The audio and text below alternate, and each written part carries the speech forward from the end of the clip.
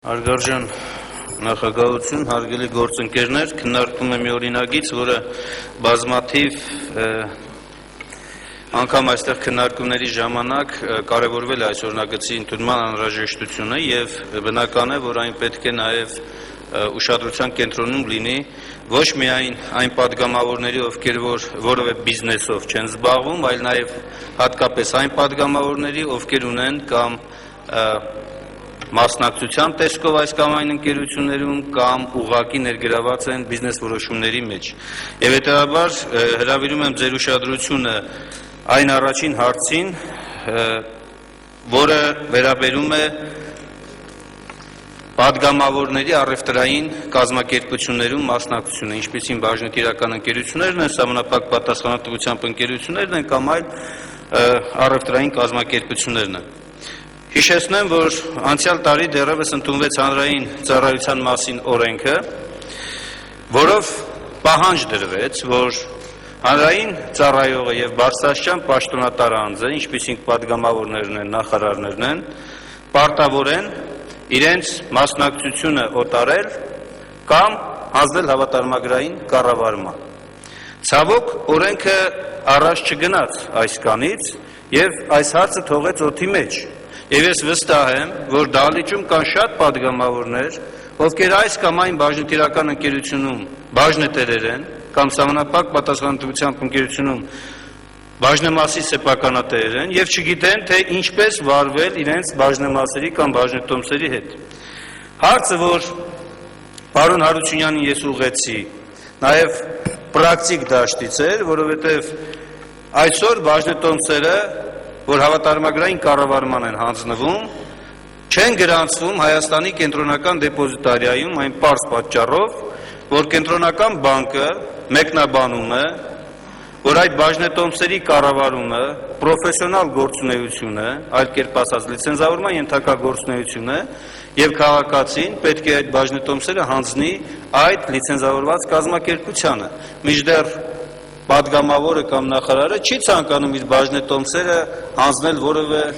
մասնագիտացված կազմակերպության, այլ ուզում է հանձնի իր նախընտրած անձին, իր նախընտրած մարդուն։ Այստեղ կա հակասություն քաղաքացիական օրենսգրքի եւ արժեթղթերի շուկայի մասին օրենքի միջև։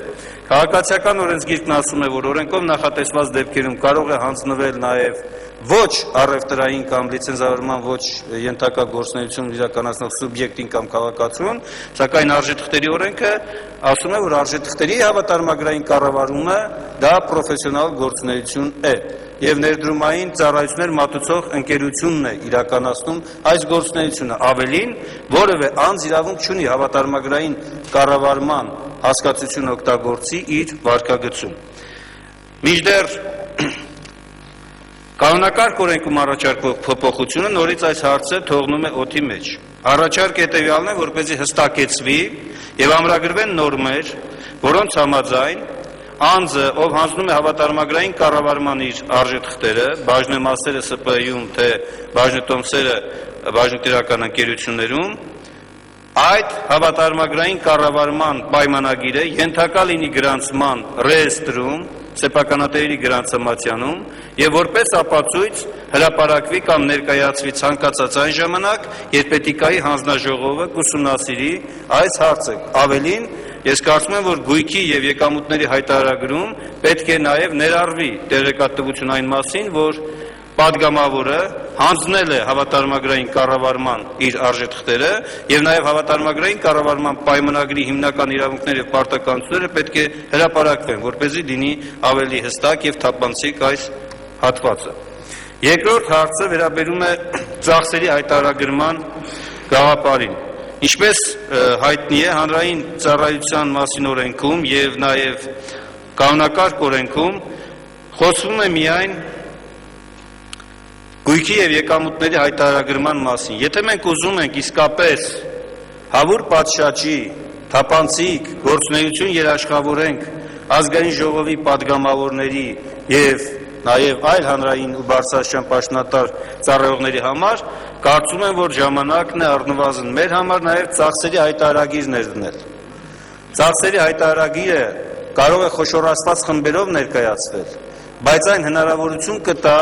հստակորեն թե եկամուտների եւ թե կատարվող ծախսերի միջև որոշակի կապ տեսնել, կոռելացիա տեսնել եւ այդ կապը հնարավորություն կտա նաեւ էթիկայի հանձնաժողովին էլ հետագայում առավել արդյունավետ աշխատել, այլ ոչ թե պարզապես գույքի եւ եկամուտների հայտարարագրման միջոցով փորձել ենթադրություններ անել։ Սա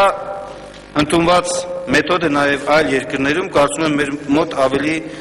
անհրաժեշտությունը կա այս գործիքի։ Հաջորդ հարցը էթիկայի հանձնաժողովի նախագահի եւ տեղակալի կազմավորման գաղափարն է։ Ըստ նախագծի այս պաշտոնները վերապահվում են բացառապես խոշորագույն ընդդիմադիր եւ ոչ ընդդիմադիր խմբակցություններին։ Կարծում եմ, որ ճիշտ կլինի այսպիսի իրավասությունը վերապահել բոլոր խմբակցություններին ըստ հերթականության, կարող ենք գրել ինչպես պրակտիկայում եւ արդեն նախադեպ ունենք, մեծից փոքր, բայց վերապահվի բոլորին, այլ ոչ թե միայն այս երկու խոշոր խմբին։ Մանավանդ որ խմբակցությունները պետք է ունենան նույն իրավունքները եւ կրեն նույն պարտականությունները ըստ էության։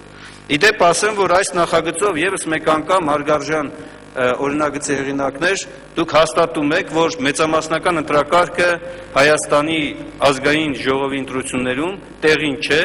եւ այն, ինչ ներկայացրել եք այստեղ, համապատասխանում է սահմանադրության այն նորմին, որ անհրաժեշտ է մեկ տեսակի ընտրակարգ ունենալ, որովհետեւ էթիկայի հանձնաժողովում չեն կարող պարզապես ընդգրկվել մեծամասնական անկախ падգամավորները, այսպես ասեմ, եթե իրենք խմբակցություններում ընդգրկված չեն, առնվազն այն կտրվածքով, որ այդ խմբակցությունները կարող են նրանց ընդհանրապես ոչինչ չասել եւ չներկայացնել։ Եվ սա նշանակում է, որ падգամավորների միջև արդեն կա իրավունքների եւ պարտականությունների տարանջատում, ինչը սահմանադրության ուղիղ հակասող նորմ է։ Հաջորդ առանձնահատկությունը վերաբերում է օրենքի գործողության մեջ մտնելուն։ Ինչպես նշեցի առաջին հարցի շրջանակներում, բաց է մնում այն, թե ի վերջո այս օրենքի նորմերը երբ են գործելու, եւ օրինակ падգամավորներ կան, որոնք որ բաժնետերեր են, օրենք ուժի մեջ մտնելուց հետո, ինչ ժամկետում նրանք ունեն պարտավորություն փոխանցելու արժեթղթերը հավատարմագրային կառավարման կամ օտարելու, կամ ընդհանրապես օրենքի նորմերի դրույթների կյանքի կոչելու համար։ Այս հարցը բաց է մնացել, ինչպես որ բաց էր մնացել հանրային ծառայության մասին օրենքով այդ պահանջների իրագործումը, եւ այն ավելի էր իհարկե ավելի ընդգրկուն է եւ մեծ դաշտ է ներառում, քան միայն падգամավորներին վերաբերող դրույթները։ Եվ անդրադառնալով մեկ հարցի, կարծում եմ սրանով կավարտեմ իմ խոսքը, 67-րդ հոդվածով նախատեսված падգամավորների լիազորությունների ժամկետների հարցն է, որը ցավոք նախագծում ներկայացված չէ։ Ինչպես գիտենք, կա 65 հոդվածով սահմանադրության նախատեսված հիմքեր, որոնք որ падգամավորի արգելող հիմքեր են, գործունեությունը սահմանափակող հիմքեր են, եւ կա նաեւ 67 հոդվածը, որը նախատեսում է առանձին պահանջներ падգամավորի լիազորությունների դադարեցման համար։ Սակայն օրինագիծը ցավոք անդրադարձ չունի այս հարցին եւ թվում է, որ մնացել է օդի մեջ այս հարցը։ Եվ հաշվի առնելով, որ մոտենում են ընտրություններ, կարծում եմ, որ կարեւոր է